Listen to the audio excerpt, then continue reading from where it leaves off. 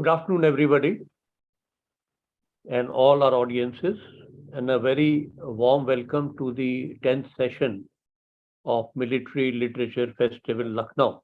A special welcome to our students from the Lucknow University, and a very special welcome to our esteemed panel consisting of Professor Amit Tyagi, Professor Vinayak Bhattacharya, Shri Amrit Gangar, and Group Captain Papa Nair or Prasant Balakrishnan Nair. They come from Pune, Mumbai, Kolkata, and somewhere in Kerala.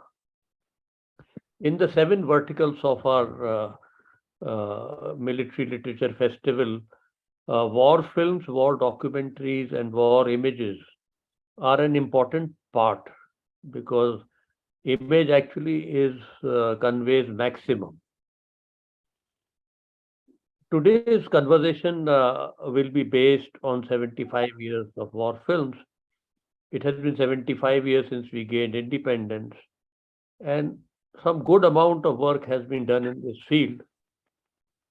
But there are a million more stories waiting, and to tell those stories through the media of films or documentaries or photo is a very interesting challenge. But before we move forward, today is a significant day in the history of our country. Today is 26/11, when the attacks on the uh, vantage points of Mumbai were carried out. Recently, a film called Major was released based on the actions. In 2013, also a film was made.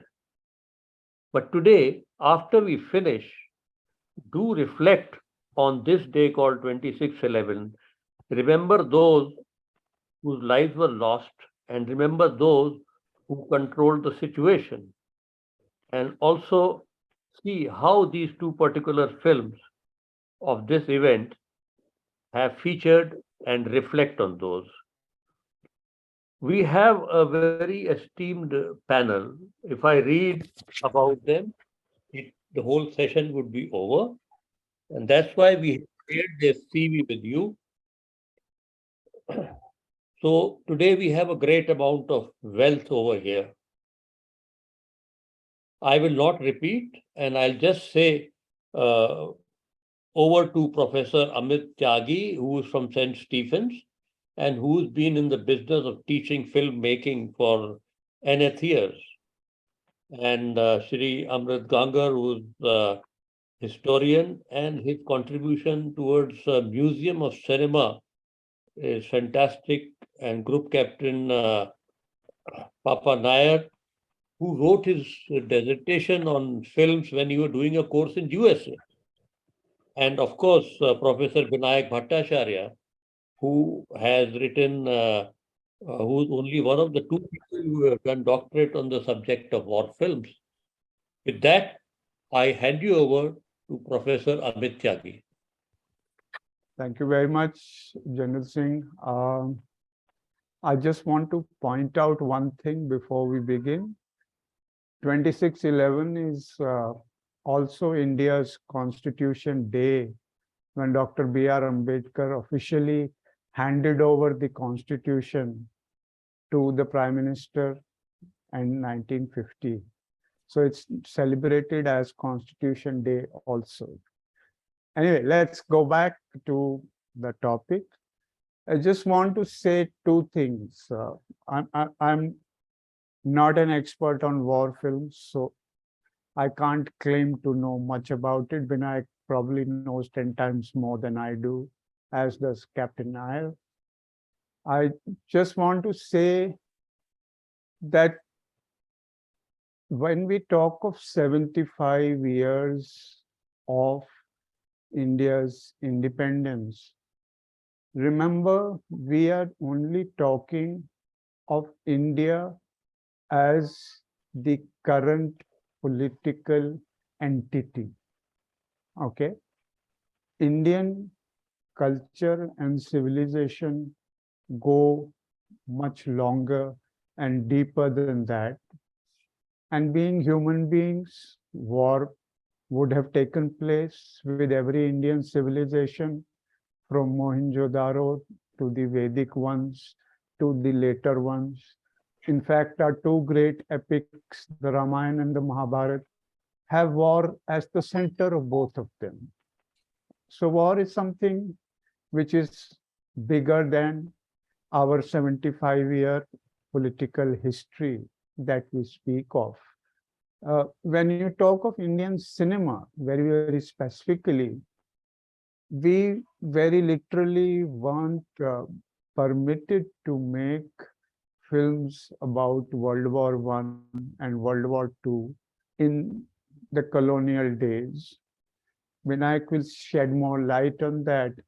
But basically, despite the fact that in both World War I and World War II, India contributed lakhs of people to the war effort, it has never really been recognized except for very, very few films. So even as a contemporary entity, when we had come into being, our efforts in the war have never really been recognized. The second thing I want to point out is that I've kind of grown too old now to understand that anytime anybody uses the term Indian cinema, it tells me, or Bollywood, as a few anglicized people like to refer to it, I kind of know that these terms are complete and absolute misnomers.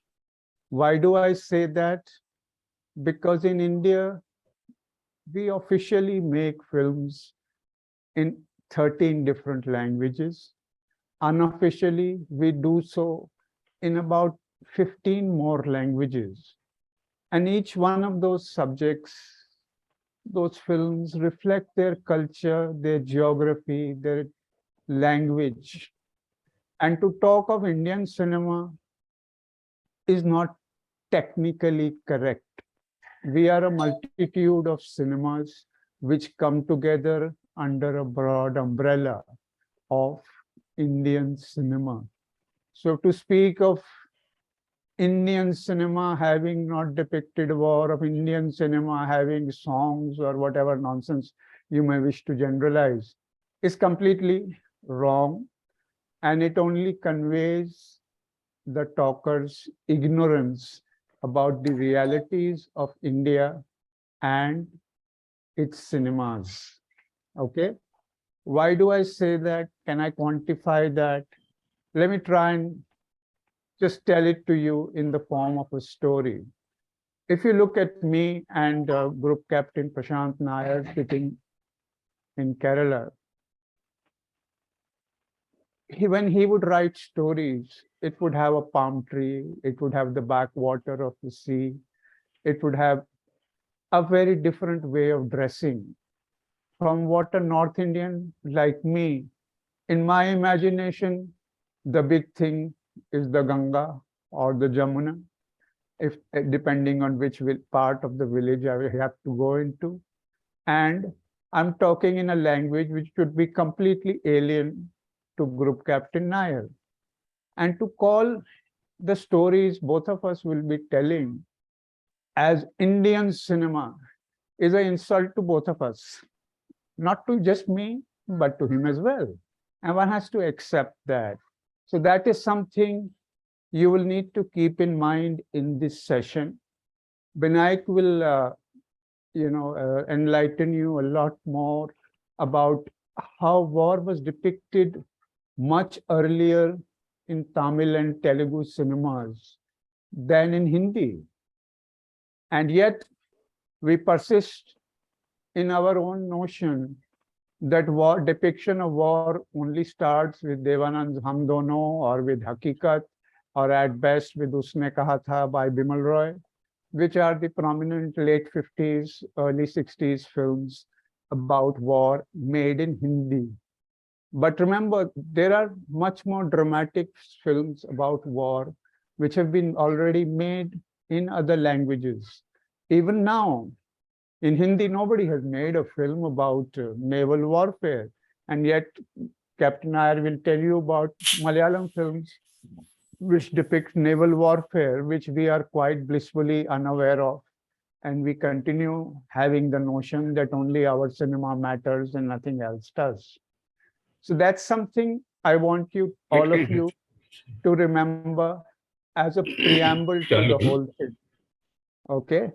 I'm going to end my formal talk here, but I just want to state one thing to all of you. I realize that a lot of people here will be from Lucknow, and so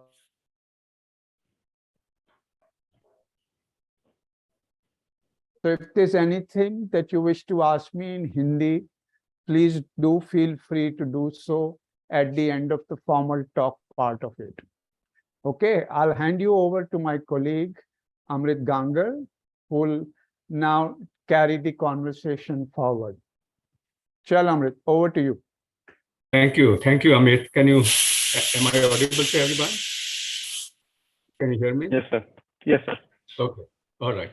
So thank you very much, Hemant sir, for inviting me to this great occasion and great congregation where experts like Papa Nair is there, who is a kind of doyen, actually, in this field. The expert, a scholar, Vinayak Bhattacharya, and it's such a great pleasure to be here. And Amit has started very, very beautifully, very elegantly, the whole session with polyphonic country that this is, with various languages. There is not one cinema, but cinema.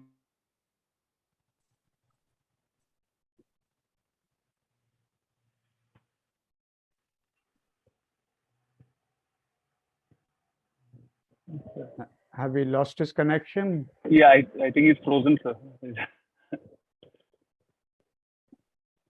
Amrit, come back. just go back a few minutes into your discourse.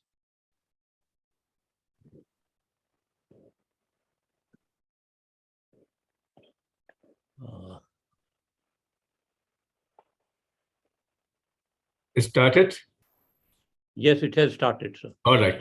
So 2611, sir, I was there. I was working with a German documentary at that time.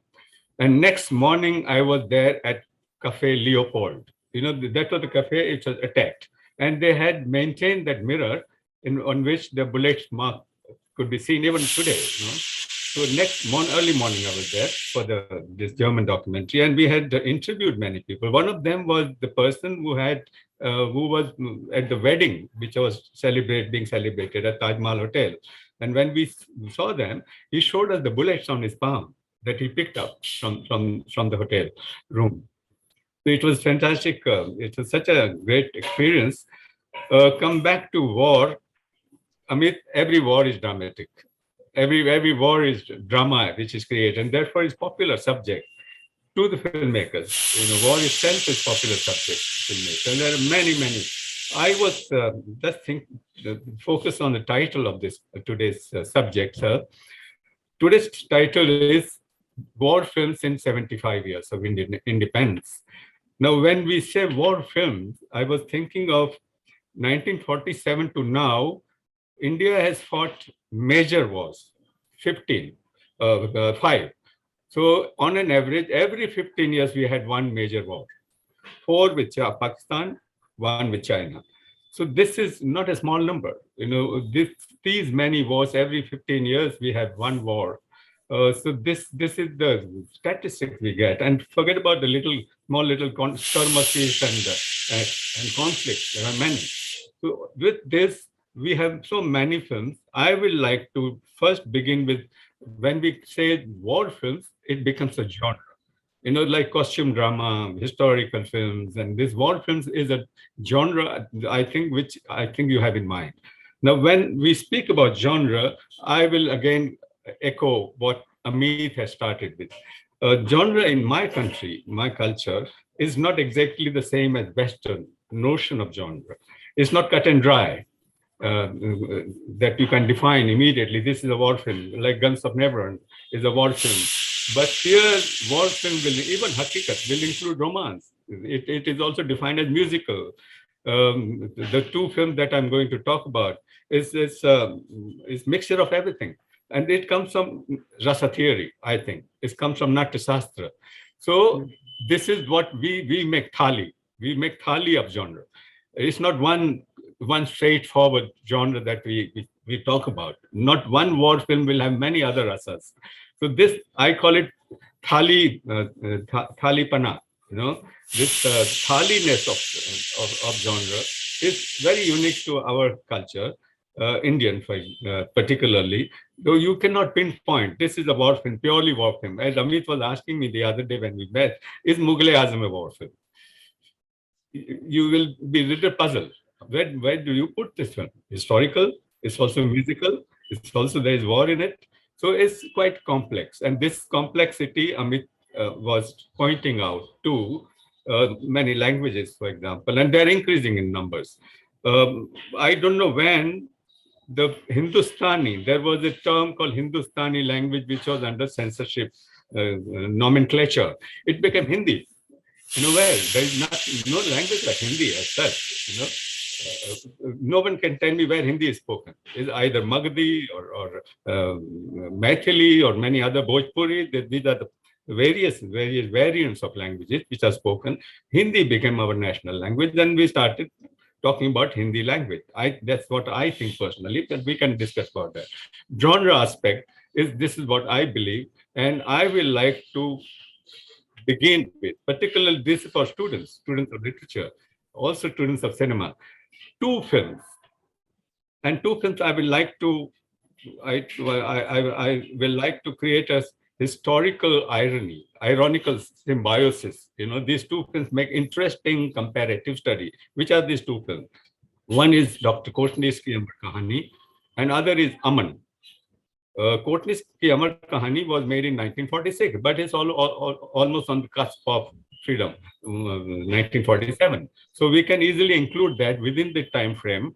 And V. Shantaram made in 1948 English version of it, shorter version. And he had costume, you know, these characters wore costume, very ethnic. And that's what he wanted to impress upon the Western audiences. So 1948, also Dr. Kotnis Ki Amar Kahani comes in as English language film. So it is within time frame of 75 years. And Aman, 20 years later, film called Aman is made. Aman is peace, but it's about war in Hiroshima, bombing in Hiroshima. And this film comes in 1967. Aman is peace. This film is important to me for more than one reason. One is, in the cast, we find Chetan Anand. Now, Chetan Anand had made a film called Hakikat in 1964, Indochina War. Second is Nasiruddin Shah. It's a debut film of Nasiruddin Shah, and which connects with Lucknow, because he was born in Barabanki, which is almost next door neighbor to Lucknow, in a way. And third is very important, Bertrand Russell cast appears in this film. The great pacifist, the philosopher and mathematician Bertrand Russell appears in this film called Aman. And I think this is the only film where Bertrand Russell appears, along with the hero Rajendra Kumar, who is the Dr. Gautam Das in the film. So Dr. Dwarkanath and Dr. Gautam Nath both becomes important. Both are medical doctors, but irony of history is that he goes to Japan and Dr. Dwarkanath goes to China. Japan is the country which has attacked China, where Dr. Dwarkanath is working to treat patients, and he has gone to China to serve those wounded and victims of this. There were 5 of them. 5 doctors had gone to China, and Dr. Dwarkanath Kotnis was one of them. Here, Dr. Gautam Das goes, it's a real story of an event. The other is real story of an individual, based on K. Abbas's story, one who never came back. And that was the story, and it's a real story. So here is also a real story of Hiroshima, bombing of Hiroshima. Dr. Gautam Das is studying medicine in England. He decides to go to Hiroshima and serve those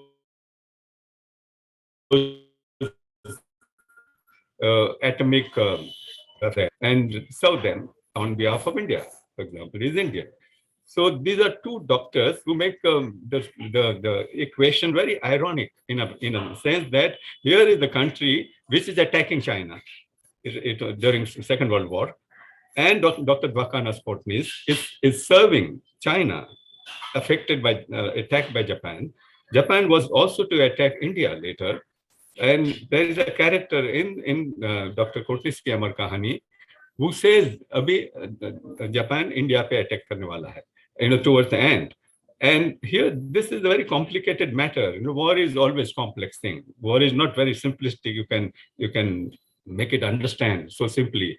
It carries history behind it, history of many things, many complexities, and like South Korea will never like Japan. It's a history to it. And here in this film, Dr.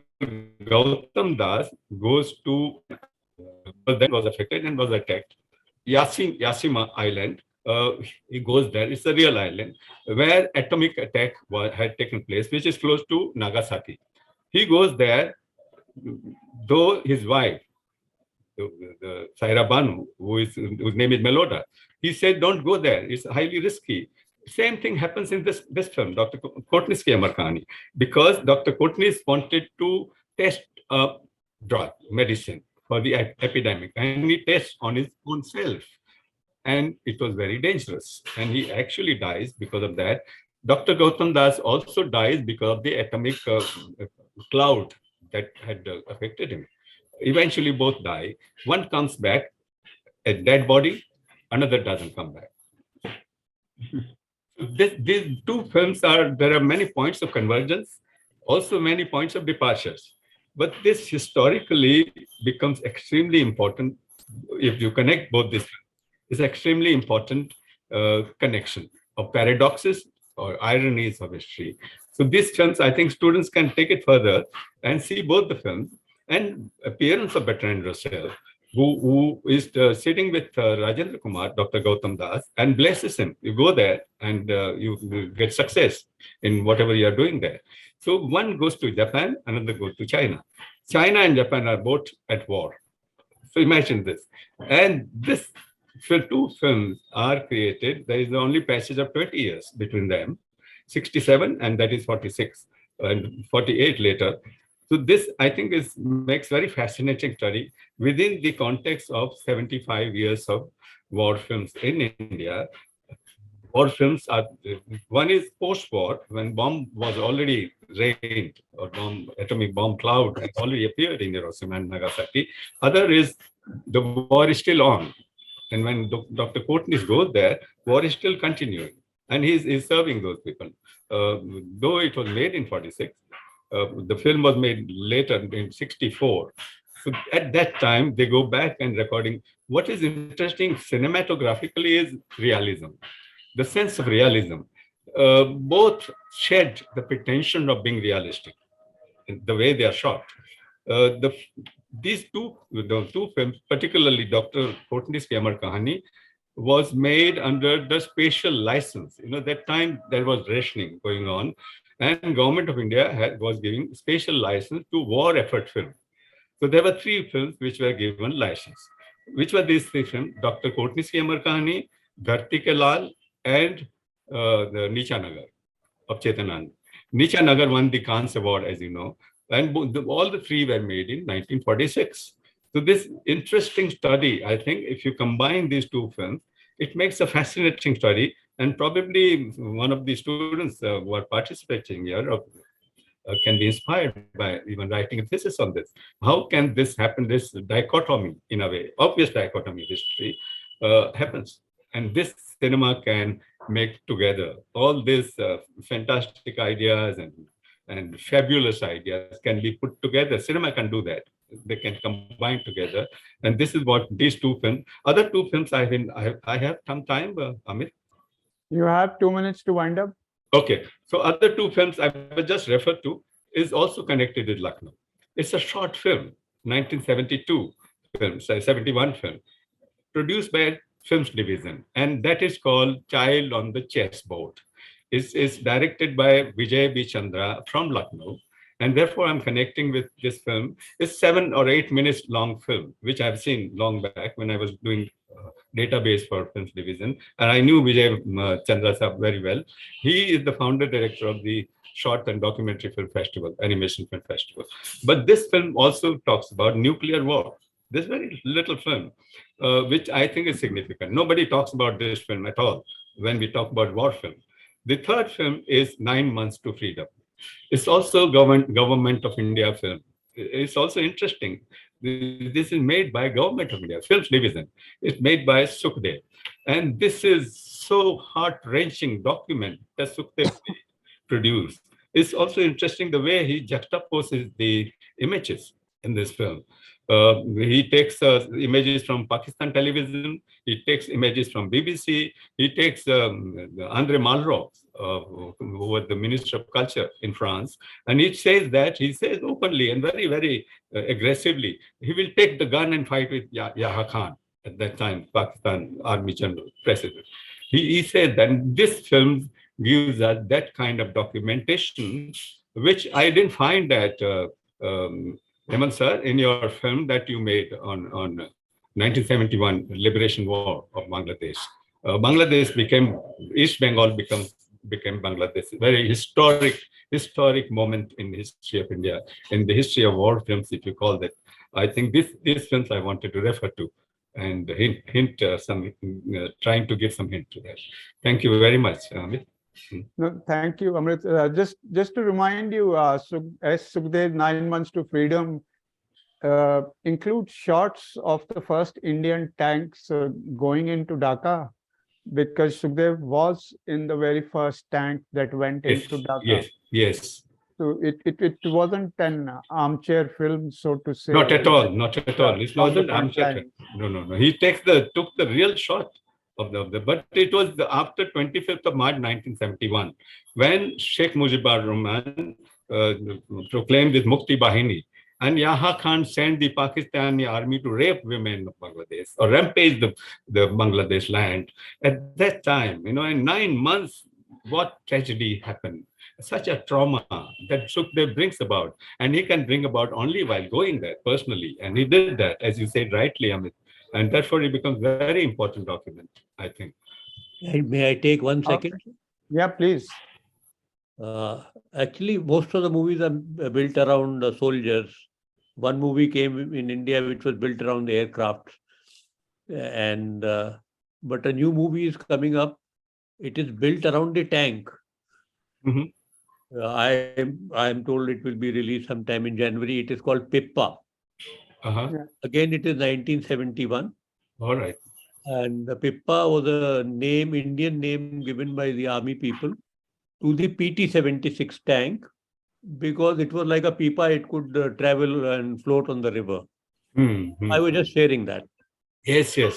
No, we have made films which depict the impact of war on individual soldiers. Even if you look at Madras Cafe by Shujit Sarkar, it's a very dramatic depiction of what happens to a soldier after he's come away from the war.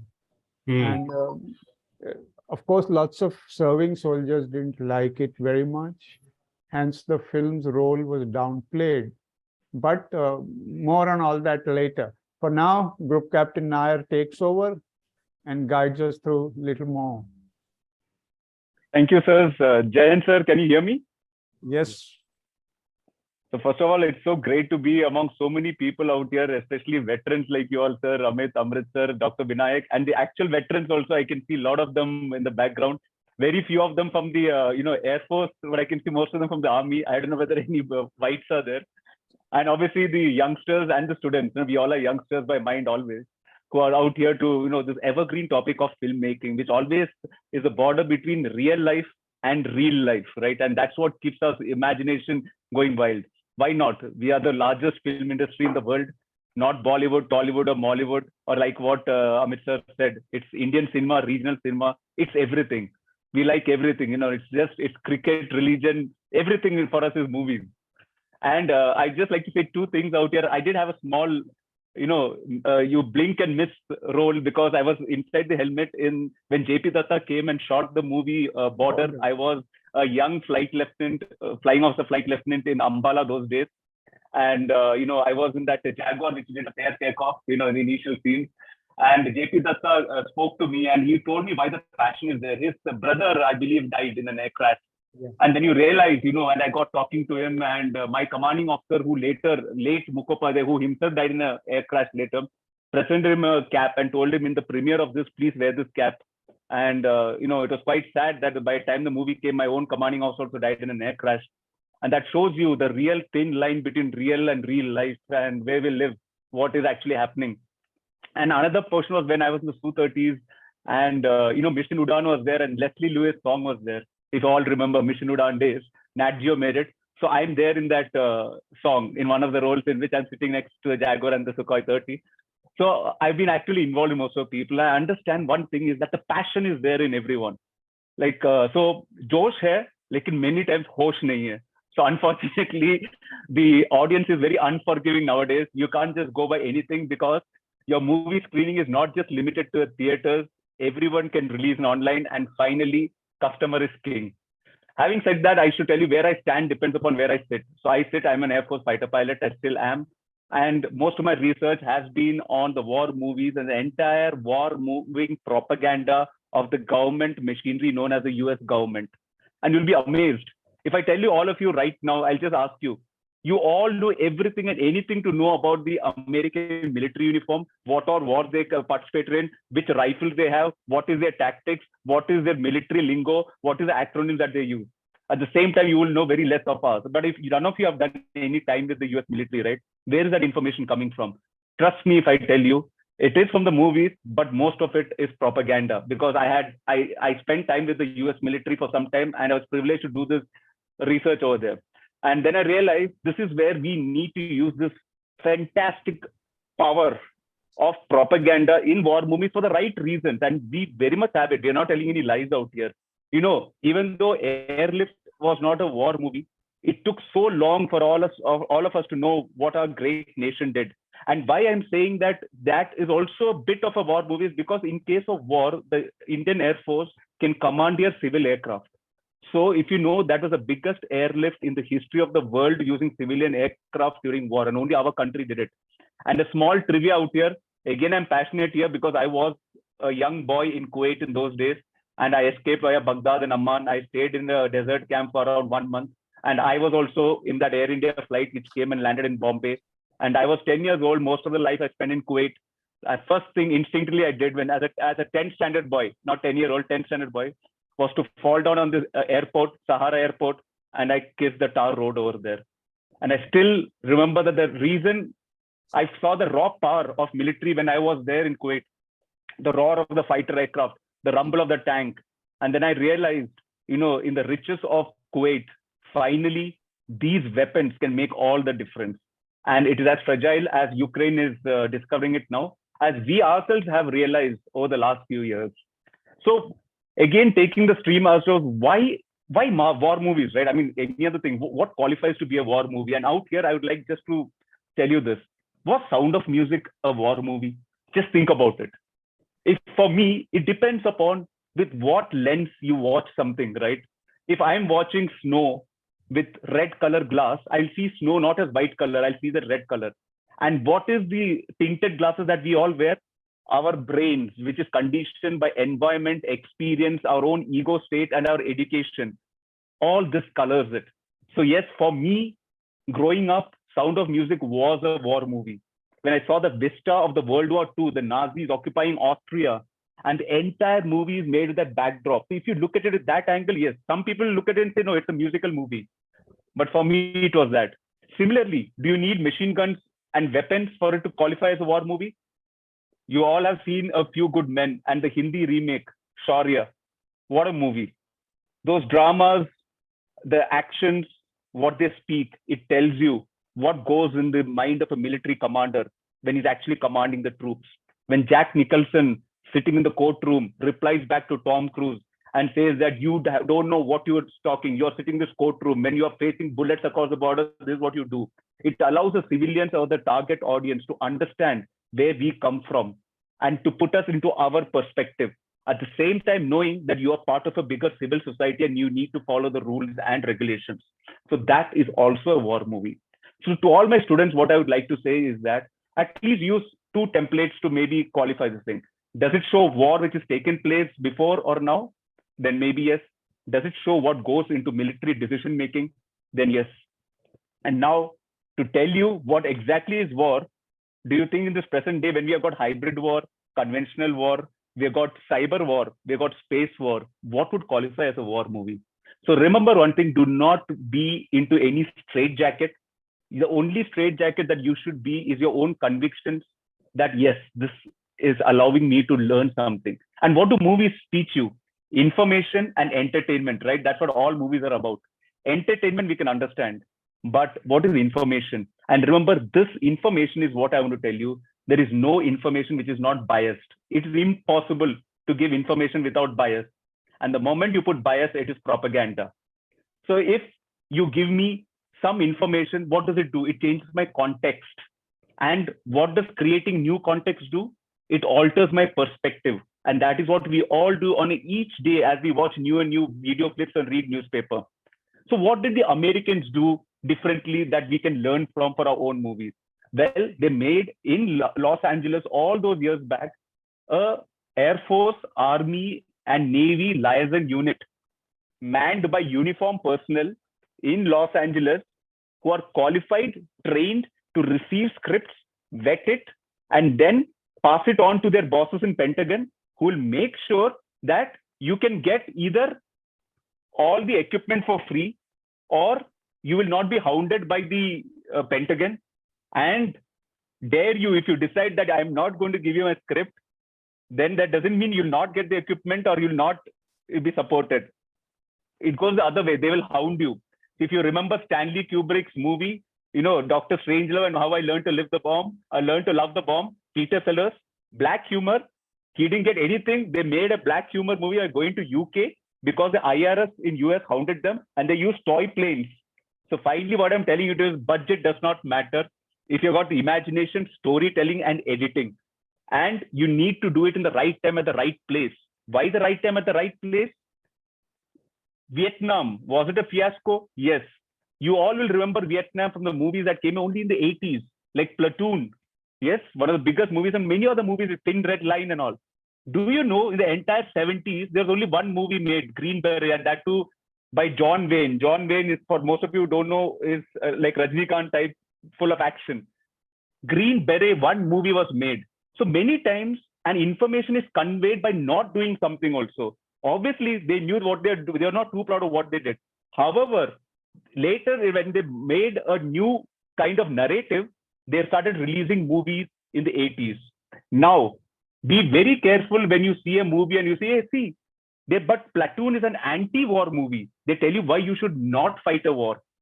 For this, I'll give you an example of a movie known as All Quiet in the Western Front, which was released in the 1930s. You know what the Americans did in that? They showed why World War I should not have been fought. So you'll say, okay, that's a good thing, right? But wait, think about the entire perspective. So we in the military, we do contextual study, right? We do something, the instruments of national power, that is diplomacy, information, military, and economy. We see what is going on in the Vista. So right now, like in India, right now, when we think about oil prices, you have to remember that Ukraine war is on. So it is a context. So 1930s, what do you think was happening all around the world? Well, the Nazi machine had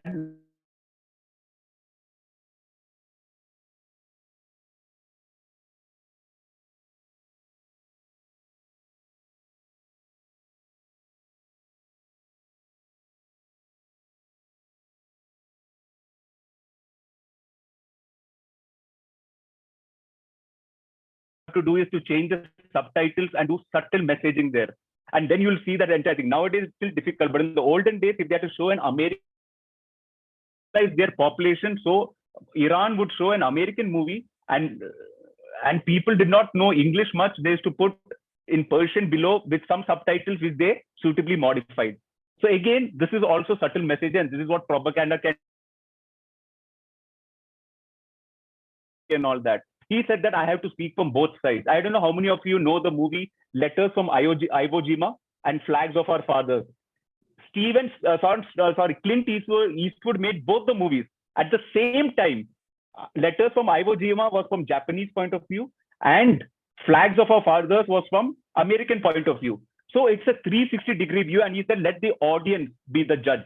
But it is very risky filmmaking because it can go either way. If you're right now in India, if you make a 360-degree movie from the Pakistan view and our view, you need a fantastic movie maker with the right editing skills and the right messaging to make sure it's a hit. So it depends upon that also. Now, also thinking about the latest movies, when you talk about war films and you think about Top Gun, it got released right now also. Why are these movies very important from the government point of view? Because when 1986, when Top Gun got released, by the way, Top Gun is not an Air Force movie, it's a US naval movie because those are deck aircrafts which are getting airborne. You know what the US Navy did? They put recruitment stalls outside the movie theaters and they got record recruitment, because when you see a movie, you come out, you're all pumped up, and you got all the right people, because they had, after the Vietnam War and all, there are very few good people joining the military. So you can see the difference that one movie can make to the entire spectrum. And then whether the real life and real life match, I leave it out to other people. But this is the power of a movie. The number of people who joined there totally skyrocketed. And the Top Gun Part 2, which came now, I believe for my friends back in the US, it has opened a whole new recruitment drive because people just love fast vehicles. So what I would like to maybe conclude with, because there's so many things I would like to say, but the time is short, maybe the question and answer session, I can do it. And I will, my paper I've shared with Hemant sir, you all can see it, is that when we go into the future, what I would like all of you to think about is that do not think traditional, think different, right? Right now itself, the biggest movie theater is not out there in the screen. It is in your hand. It's called your smartphone. There are very few people who will go outside. That movie theater is in your phone. So the producers who are making to the audience are looking at that movie, whether it is HD quality, whether the production values are good. Most importantly, whether it falls under my attention span or not of 20 minutes, 2 minutes, or a Netflix series kind of mode. While doing that, also important is that what are the right trailers that you use to get the people attracted to such thing known as a war movie. Most important for movie filmmakers is that don't make a fool of the audience, right? Because nowadays you cannot get away with a movie like Border because it is full of jingoism. You have to change as per the context, and you need high production value movies. So, for example, Marikkar, like what sir was saying, Amit sir was saying, there is a movie known as Marikkar. Kunyali Marikkar, for those of you who don't, title given to Admiral of the Fleet of the Zamorin kings of Kerala. As early as 1520, they were the admirals, and they stopped a lot of invasion from the Portuguese and other people down the years. Otherwise, most of us in India will be speaking either Portuguese, and later on, Martanda Varma's fleet also stopped the Dutch. So, we must understand all this. So, Marikkar was a movie which was made around last year. It tanked. Priyadarshan directed the movie, of Hera Fairy fame, and it was a big budget movie, but the production values were not much. So the answer is that how do we have good production values for the war movies that we want to show? So for this, the Army, Navy, and Air Force should come out from our high towers, come down, engage with the youth and the filmmakers, and know that don't hold everything back. Tell it in the way it has to be told. Tell them to show us in the right light, give them the right input, and write the stories that have to be heard. To tell you quickly one last thing, sir. Sorry, Samit, sir, just one 1 minute, if I won't take more than that. I was in one of the conferences some 10 years back. This was regarding Kargil, and there's a big conference sitting on the table. And then one of the, strategist thinkers told what happened in the Kargil wars from the helicopter point of view. At that point of time, one of the veterans who was sitting here in the crowd got up and said, sir, you're a liar. What you're saying is not right. It did not happen like this. Because why? I was there and it did not happen like this. So now you'll think what will happen next. What happened next was that person who was on the dais, who had written the book and who was trying to defend himself, only said one thing, and which is true for most of us. Sir, what you're saying must be true. What you've done must be true, and what I'm saying is false. But did you write about it? If you don't write about it, I cannot understand what is in your head. Did you write about it? Did you talk about it? Did you insist on the movies to be made about it or the podcast to be made about it? And last but not the least, it's time to make the war movies on space, cyber, and everything else, which is, funky nowadays. Thank you, sir. Sorry for taking the extra time. Thank you, Prashant.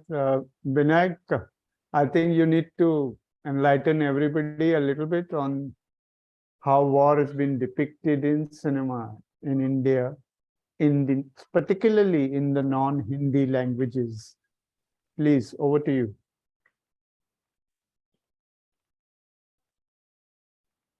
Yeah, can you hear me? Yeah. First of all, I would like to thank Hemant sir for inviting me and Amit sir. And we had an interaction with Amit sir while I was doing the project on war film at NFL. One small correction, that is, my PhD is not specifically on war films. It was partially with the nationalism, which also included war, and not only this specific war, different kind of wars, but the project specifically I have done at the National Film Archive of India, that was on war film, Indian war films, and by virtue of it, I think Amit sir thought that I have some credential to talk on this topic. Thank for that, and also my co-panelist Amit sir. I'm listening to you after a long time, and Group Captain Naya, it's very good to listen to you. So I'll just talk a little bit about history, but it's really difficult to start with because the canvas is so diverse now after these two deliberations. So for me, I think I should go back a little bit in the history, because we are already listening to Hollywood war films.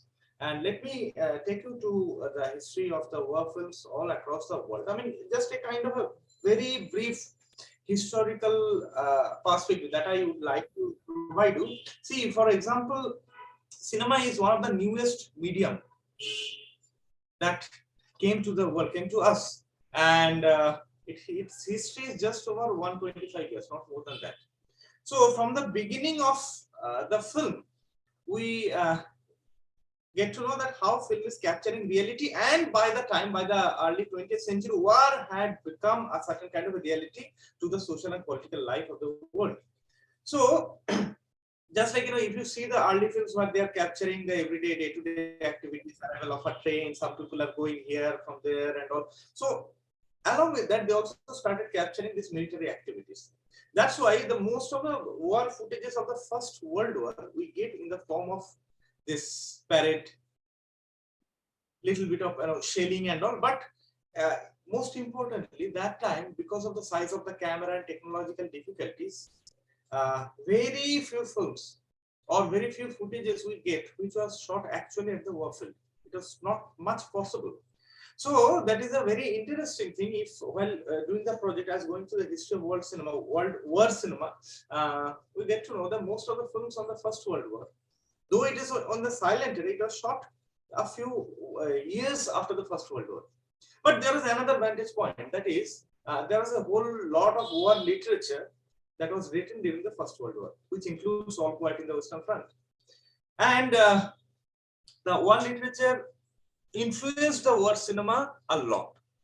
That is a very interesting point to note, because later we see the films that are developing their own perspective, but this war cinema influenced by the literature, they present what is we call some kind of what literature had already achieved by that time as a certain kind of humanism.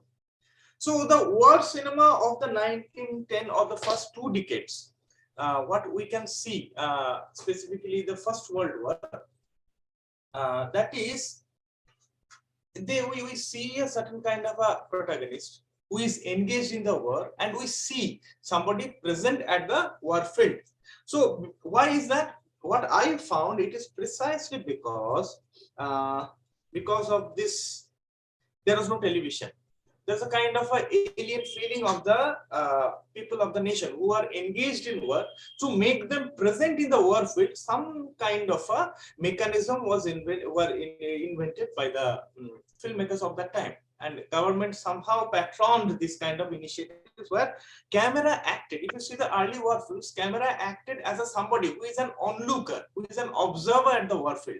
So some of these films are very interesting to see. I mean, I can think of there was one film called Henry Barbus's Under Fire that was made in 1916, one of the first war films, and even not the First World War, but this American Civil War, this great the D.W. Griffith's Birth of a Nation. So I think this is one of the first few examples which somehow captured war on screen. Now this scenario somehow started changing with the Second World War, because if we compare this war with films made on Second World War and First World War, there are one important difference. For the First World War, so the characters are it's more dramatic. The characters are introduced in the beginning, and most of the characters, they die at the end, and it's more like war as a devastation. Because the First World War was an unforeseen spectacle to the whole world, nobody had seen. So the First World War came more like a devastation. Apart from that, there was a series of propaganda shots as well, but not in specifically feature films. But another thing, what I have seen in First World War films, there is a absence of memory, because war in film has a lot to do with the memory. How war is remembered by the people or by the characters. Because even in Indian cinema, there are several examples where war somehow causes a certain kind of a memory loss of the protagonist, or war is remembered more like a trauma or a lost relationship. All these things are there. So, but the First World War films, the early war films, I would say that they did not have this kind of a engagement with the subject.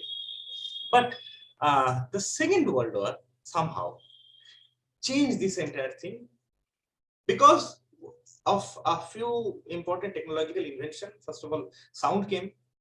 It made things more live, more realistic to the audiences. And another thing is the change of the filmmaking equipments. It was possible. So I'll just, irrespective, I mean, I'm not talking about the Hollywood films. Everybody knows the great Hollywood films of the Second World War. I'll just talk about two, I'll just name, there's no time to talk. Two films I would suggest people to watch, because these films are made by Soviet Union and the Eastern European blocs. So different kind of war perspective, how they develop. That is, one is Cranes Are Flying by Mikhail Kalazotov. This is one of the very brilliant films, war films made by USSR. I'm not talking about this Battle of Stalingrad, which are blunt propaganda films. But this Cranes Are Flying, it's a very interesting play with the memory. And another thing is, there is Yugoslav films that are made by Francisco Rossi by many years ago. That was made a little later, 1960s most probably.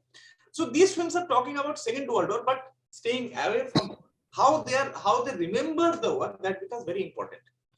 Now, this scenario changed after again the Vietnam War. Vietnam War brought another significant change because the classical Hollywood was gone and a new kind of Hollywood cinema that came into the place. Now, this kind of a division we cannot mechanically place to Indian cinema. Indian cinema had a completely different engagement. Why I'm saying? Because the first, we are now celebrating 75 years of the independence. Before that, there was India, but there was no Indian nation, so-called Indian Republic.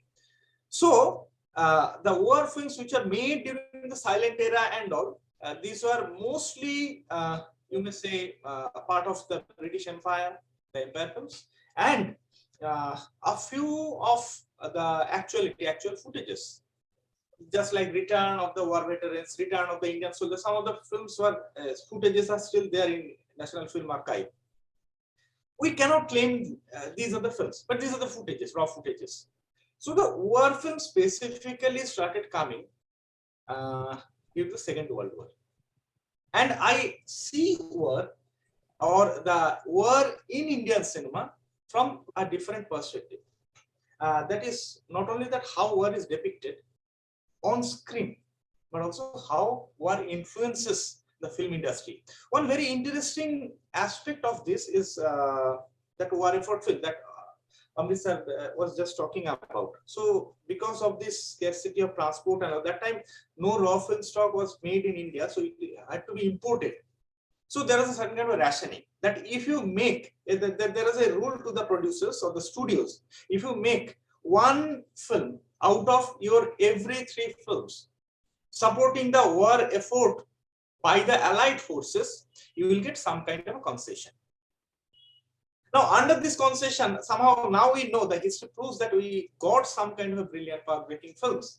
But another film I would like to mention here that is not, it doesn't have war there. It's a romantic crime thriller kind of a film. But war is present there very subtly. That is Kismet, 1943, which introduced, somehow launched Ashok Kumar. Ashok Kumar was already there, launched Ashok Kumar as a great hero, big hero. So I'll just share, I think I have at least 5-6 minutes. Yes, take your time, sir. Okay. I'll just show just the first one song from there. I'll share it. Just see how signifiers of war is placed there. Oh, can you please allow me to share my screen? Pankaj, Yes, sir. Wait a second, sir. Yeah.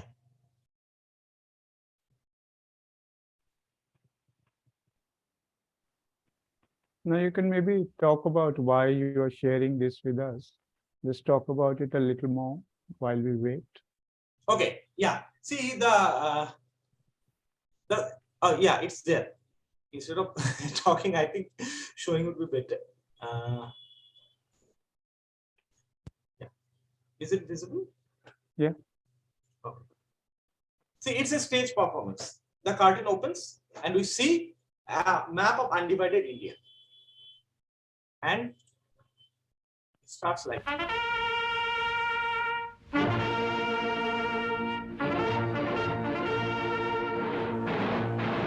See, the one important signifier of war is that this bugle and the soldiers.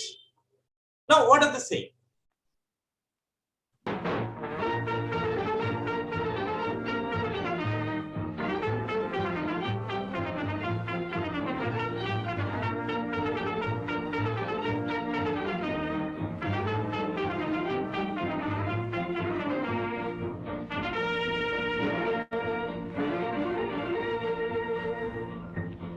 Himalaya की चोटी से फिर हमने ललकारा है, आज हिमालय की चोटी से फिर हमने ललकारा है। दूर हटो दूर हटो दूर हटो है दुनिया वालों, हिंदुस्तान हमारा है। दूर हटो है दुनिया वालों, हिंदुस्तान हमारा है।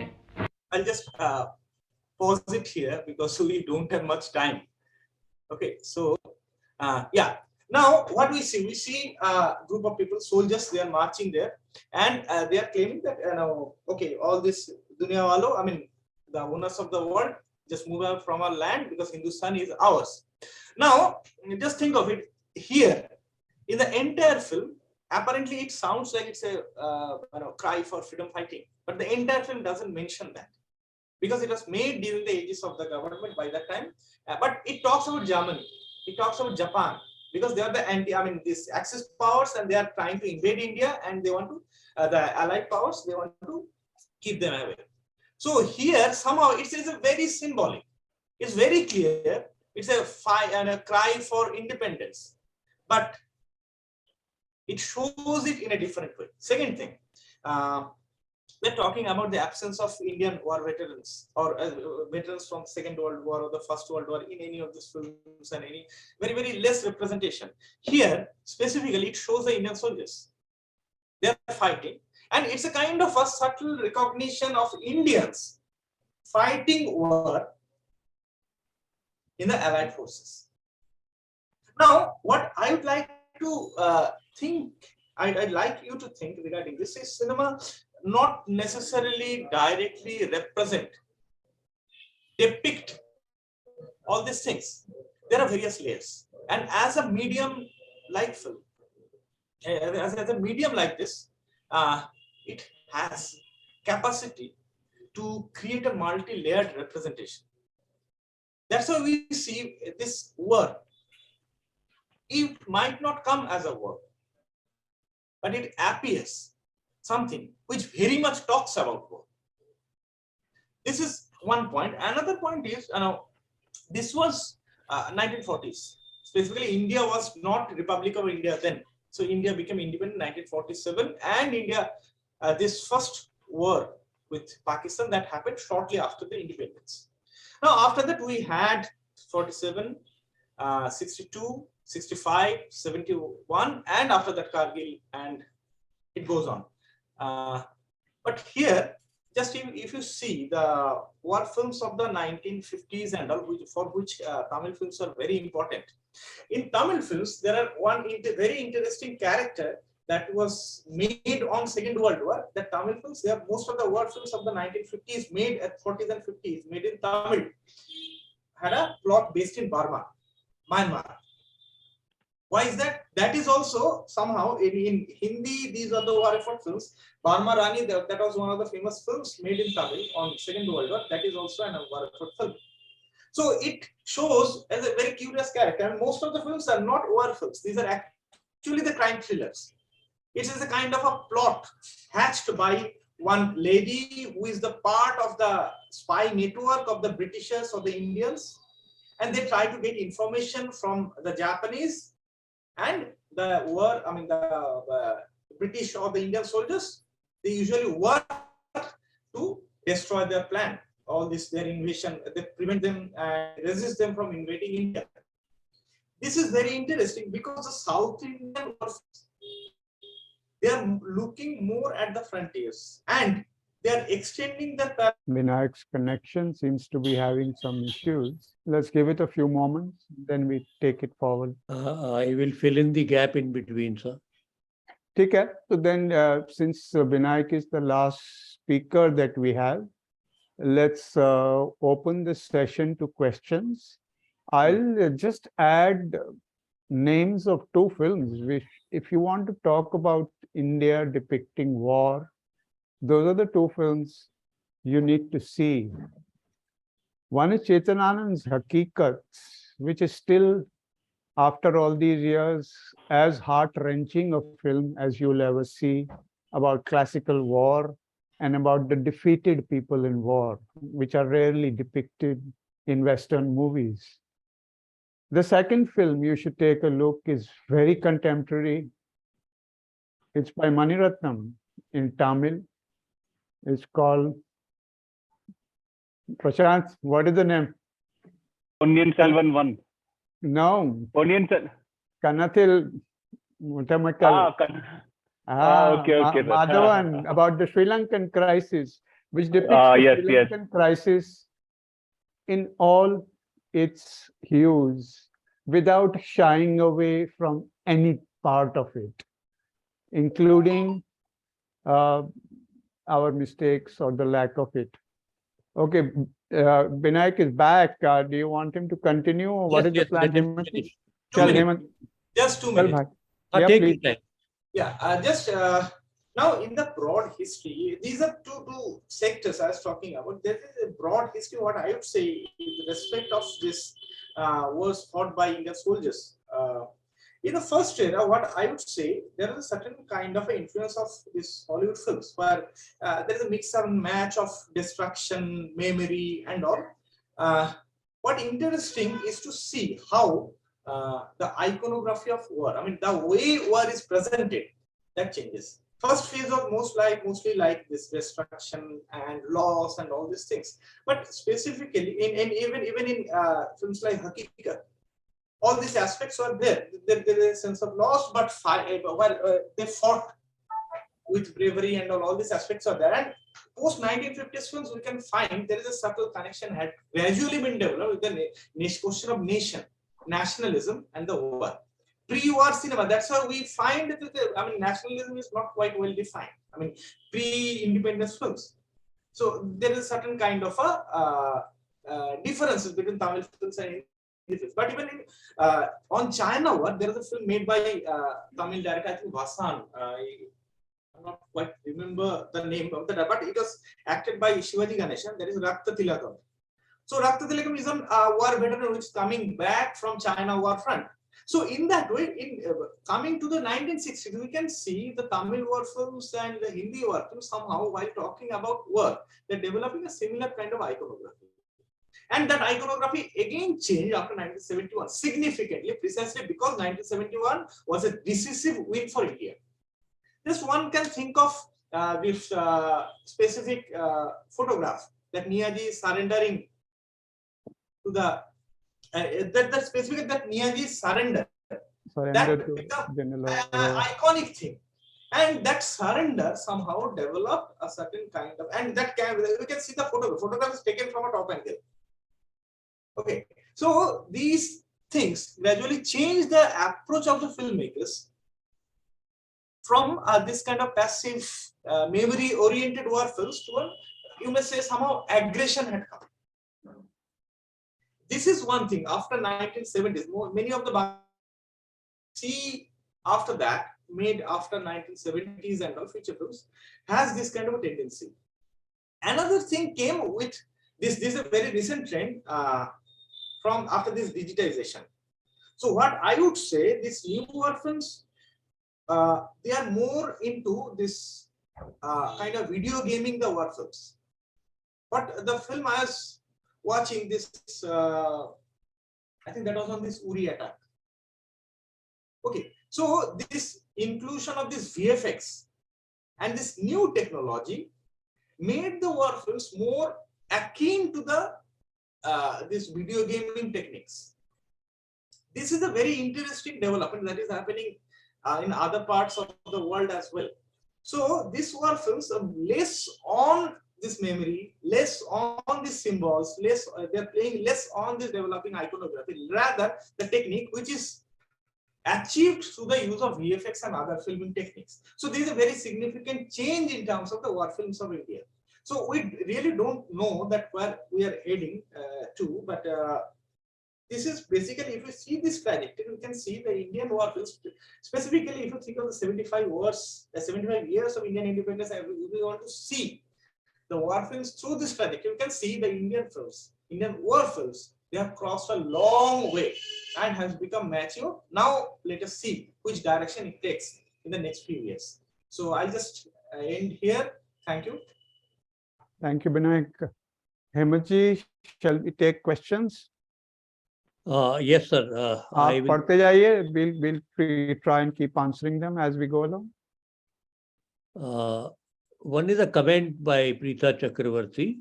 She says, Kavi Pradeep, the lyricist of Aaj Himalay Ki Choti Se, was famous for sneaking in anti-British narratives in his lyrics in the guise of resisting the Axis forces.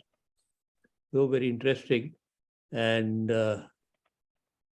then there is a question which says, or it is an observation, how much has really been tapped so far as war films go, or even as far as documentary go? I mean, we have done enough, or we are only at the beginning, or how much potential exists?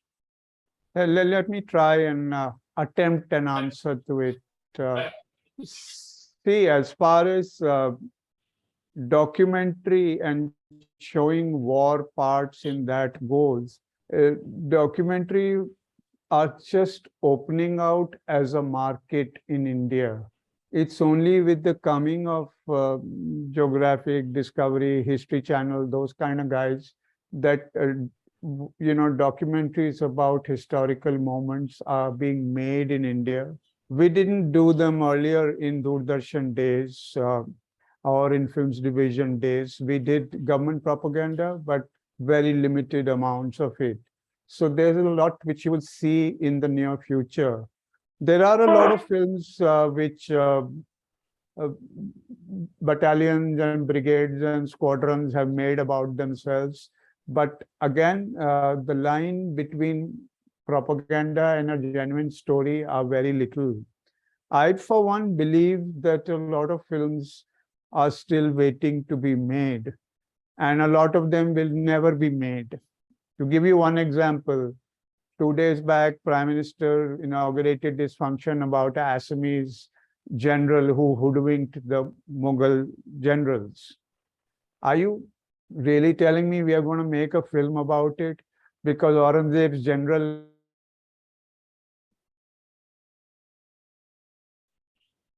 without the film exciting passions today, which we cannot control politically.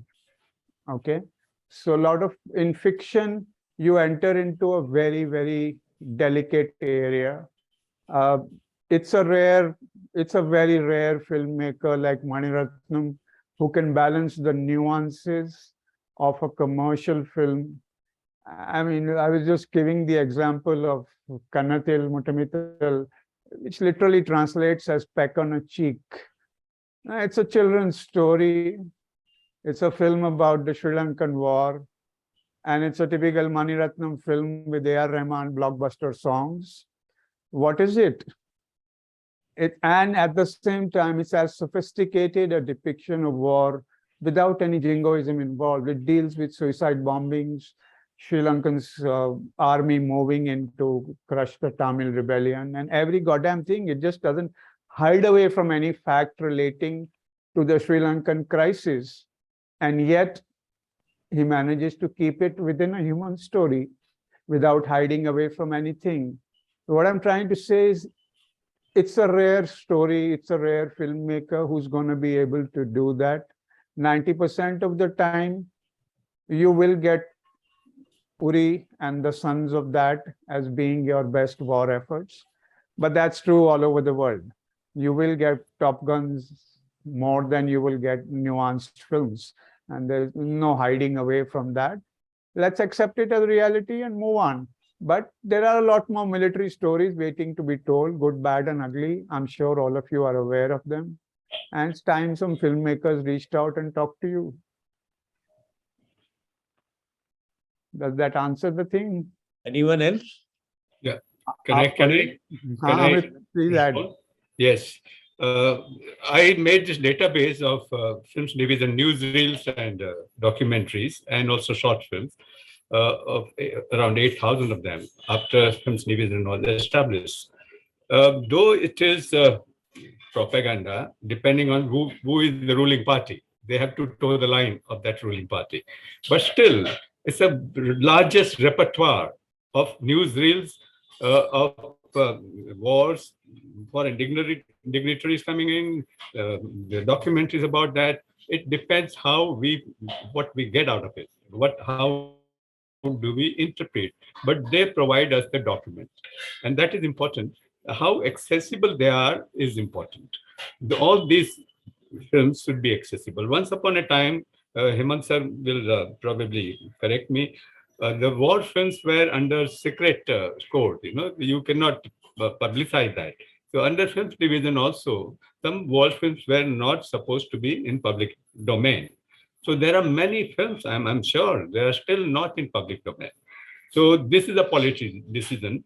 Many of the archival documents are not accessible to us. We don't know what happened during the Second World War or later, the 5 wars that we fought. We don't know. And war is a two-way thing. Unless I also study how Pakistan think about us, because they also made this propaganda film about us.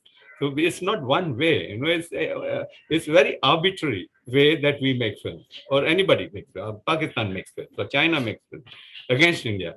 So this rhetoric of war, I think Papa Nair spoke, some points are very, very good. What you said about jingoism, for example. All this jingoism has to be deconstructed. I think the whole exercise of deconstructing this and arrive at a truth. Salini Singh had asked question, very pertinent question. Where is the truth? Is there? Shalini ji is there. She had put this question. I think you can read him, sir. That's very, very interesting question. Second question also. Yes. There is a conflict between realism, romanticizing, dramatizing, and the truth. And Where the is truth. the balance? Yes. I don't know. This is a very complex question. Where is the truth? Whose truth? It's not my truth. When I say something, I make a film, it's of my truth. Prashant gave an example of Clint Eastwood's 2 films. The Yeah, Flags I of can Mars. give the example of Battleship Potemkin, where Goebbels used that as propaganda machine. He copied that film from Eisenstein, for Nazi propaganda. So how it can be twisted? The truth. Truth in Jainism, we have a very interesting theory called Anekantvad. Syadvad is called. The truth is multiple. There cannot be one absolute truth.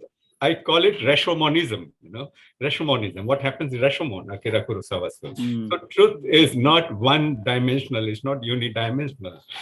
There cannot be an absolute truth. So what do we do? How you test the truth? So it's a long process, I think. But Salini Singh's question is absolutely interesting from my point of view.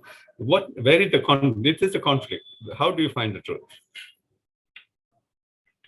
If you can, Papa Nair, you can throw some light on this. Yes, sir. Thank you, sir. First of all, after speaking after all three of you, Amit, Amrit, sir, and Dr. Vinayak and all great people, you've given a lot of information. I can tell you from I would say I'm trying to get into the shoes of a very layman when I'm trying to answer this. There's a triad in making any movie, right? There's a target audience, there's a producer. When I'm saying producer, it's the entire movie making machine of editor, director, everyone, production house. And then the most important, there is a government. When I'm saying government, it is everything: rules, regulations, the censor board, the taxes, the popular perception, the yellow pages of journalism. Everything is like a government, right? So now when you have all these three, I think one most important thing is that when you make documentaries, when you make anything, we understand who the target audience is.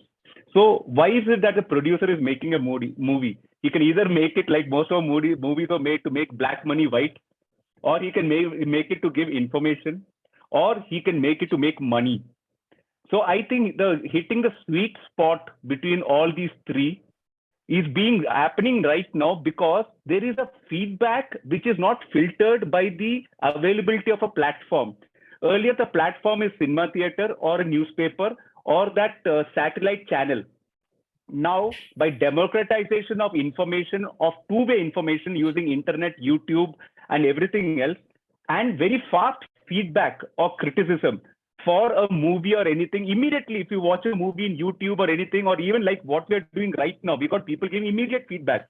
So with immediate feedback comes moderation and changing for the next script. So if you make a series or you make a documentary, the same director and producer, when he's making part 2, for example, Ponniyin Selvan part 2 is being made, Mani Ratnam is already incorporating all the negative comments which he's got. So this is what happens with good feedback.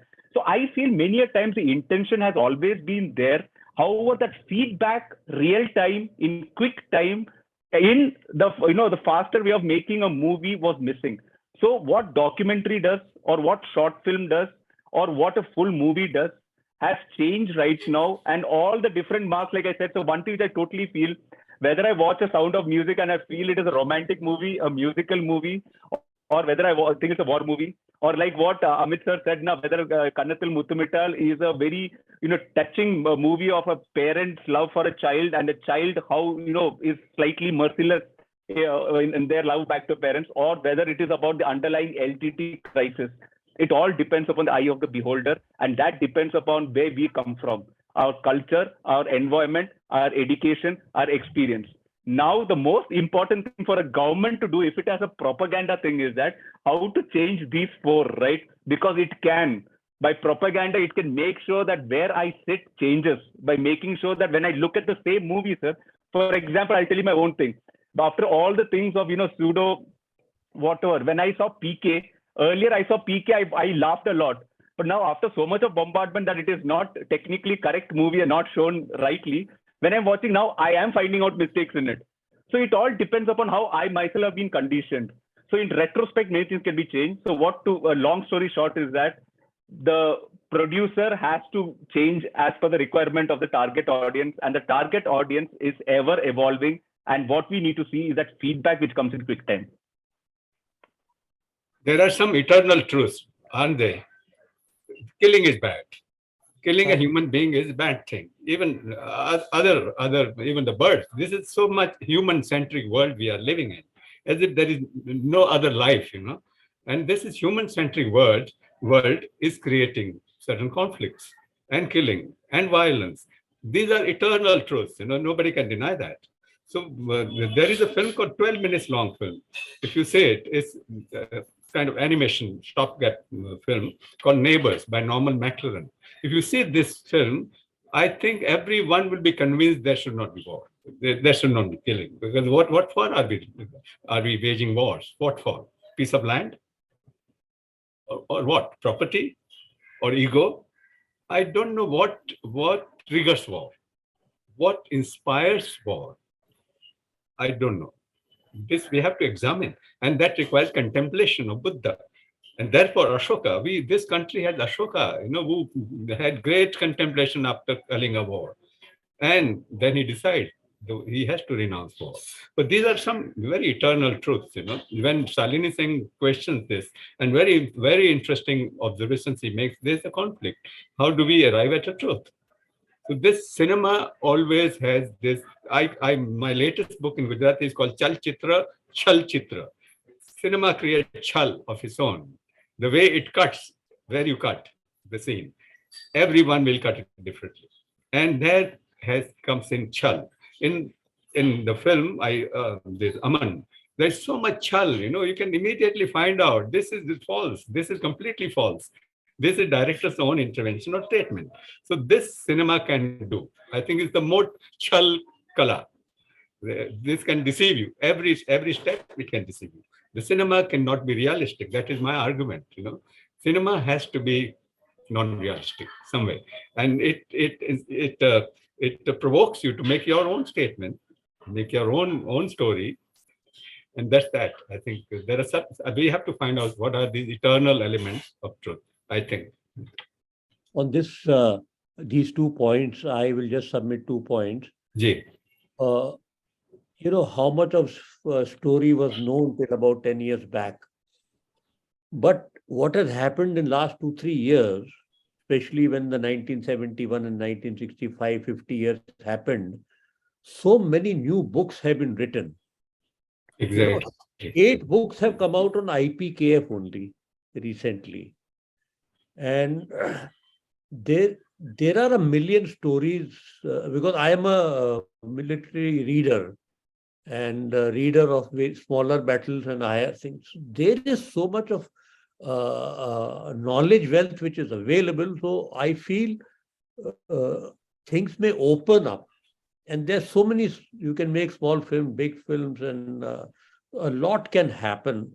And the important point was about war should not be there. This is one of the aims of our literature festival, that through imparting knowledge, you get to know what war is all about.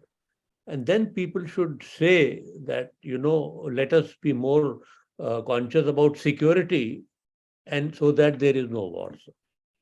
Yes. Yes, even Amit, he referred to Mani Ratnam film. It's based on a novel, right? Tamil book. Yes, sir. It's based on a novel.